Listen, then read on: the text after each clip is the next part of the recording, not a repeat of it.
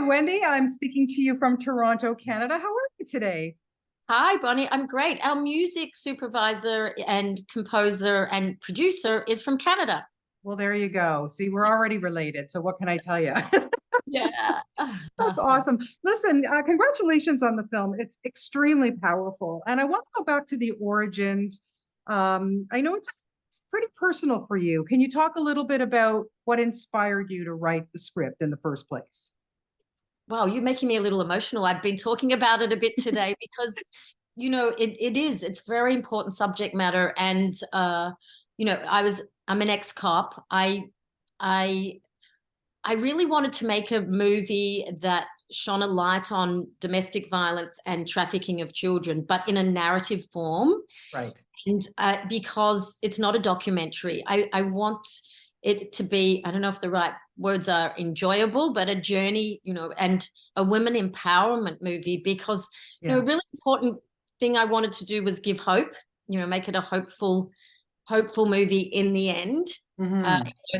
there is, some losses. I won't do some spoiler alerts, but and I one of the important things too is I think we can all get overwhelmed by all the things that sex trafficking, children trafficking is the fastest growing crime in the world, and what's going on in another border now.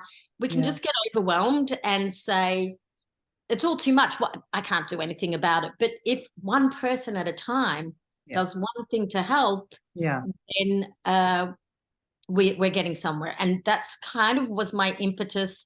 If I can just change one person's life in a positive way, that's a start. And then, of course, hopefully more than that. And when you wrote it, was it always in the back of your mind that you wanted to direct as well? No, no. Okay. So I how did that change? Yeah, I actually wrote the lead role for me. Okay. And then I dropped down to the secondary role, and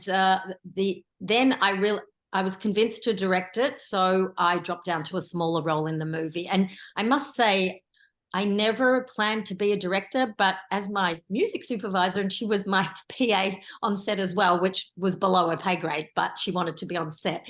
She Yeah. said, "You found your forte." So I really did feel very good about the directing side. That's amazing. Yeah, no, I thought you did an excellent job. And I let's start talking about the casting because we started here.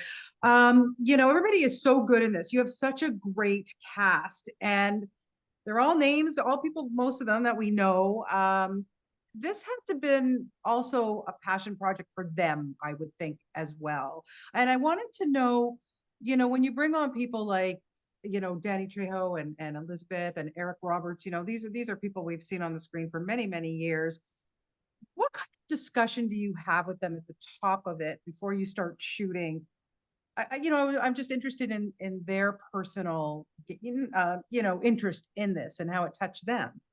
Absolutely. And I think it's the very reason each of them came on board and got so into the writing, and really the performance shows because they believed in it. Right. And yeah, so first of all, Shannon was offered the role, and she was very excited. We sat in my lounge room and she played with my little dog because she's an animal activist. And she would told me that she was really excited to be able to play a juicy female role, and she told me that she'd played a cop before, but it was so, sexualized Right. and and just so formulaic that it was just she really didn't actually enjoy the role. So Yeah. she was very excited to play a fully rounded character and person, and a woman empowerment role, Right. and the Yeah, subject matter, of course. yeah, absolutely. And then, Danny, Oh yeah, yeah, it's something a little different for him, but what we know, he's such a good, kind guy, but yeah. he's always playing the toughies. It was good to see him in a role like this. Yeah, well, Danny and Eric were fantastic, and what a joy to direct these veteran actors, and they want to work with me again. So that's a pretty good gold star for me. So I'd say yeah, for sure. yeah, Absolutely. No I've got question. I've got some behind the scenes footage that I didn't even know. Eric was talking about me as a director, and he said she knows her stuff. She's specific and this and that, and so it was really exciting to see. I just found it the other day, but Eric and Danny, they both. I didn't even know this, but it was a reunion for them. Yes. They Many had years. Yeah. Yeah. they'd been together on Runaway Train, and Danny told me that Eric got him his first movie role. So on that, and so they were very excited to be together again. And I had a bit more time at the start with Danny, and sat in his trailer, and we talked about me being a cop and him being a criminal. Right. Exactly. Right. Yeah. Yeah. Yeah, but it's interesting, especially old school. The old school had a lot of respect for cops. Actually, it's a weird dynamic. We talked about it's sort of that there was that sort of rapport that they understood our job and we understood that why they so it's an interesting old school sort of, because I was a cop when I was 19, so it Yeah. was many years ago. So that we had this great rapport, but I also think that they respected me a little more because I was a real life ex-cop. Interesting. Yeah, and we got on really well, and they're just professionals and really brought it. And you can kind of tell. I mean, I'm an actor myself, and so it's being an actor's director is really helpful, I think. Yeah. And I could sort of tell they were enjoying the words, and enjoying the bringing it off the page in a really, organic way. Yeah, I always say that when actors turn directors, because I think they do have a leg up, because you've been on the set, you've worked with directors, you know what you like and what you don't like. And so I would think that you would have taken some of that experience Yeah. for your directorial debut. Yeah, and also, I trust that they're bringing, that they've done the work and bringing it to set. We had a very ambitious schedule, and I spoke to all the actors before that we didn't have time really to rehearse. We had some blocking out and things like that, but they were all given, they could call me anytime, Zoom, and talk about it beforehand. And Shannon and I did a bit of that, and so it was kind of last minute casting, because as things go with indie films, getting the green light, getting the money, getting all that, and then suddenly we're going. Yeah. So that was kind of, it all happened pretty quickly.